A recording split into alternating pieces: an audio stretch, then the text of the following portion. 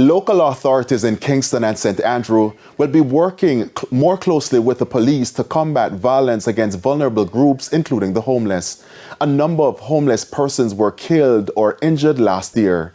Mayor of Kingston, Delroy Williams, gave the update in an interview with TVJ News as hundreds of homeless people were fed at the annual program at Sir William Grant Park in downtown Kingston.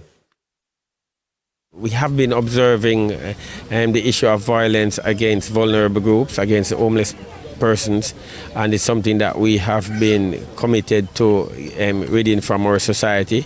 And we have, over the years, been appealing to persons to desist from this practice. And I believe that based on the reports that we get, I believe that our effort has borne fruits, and we are seeing less and less, or we're getting less and less reports about abuse towards homeless persons.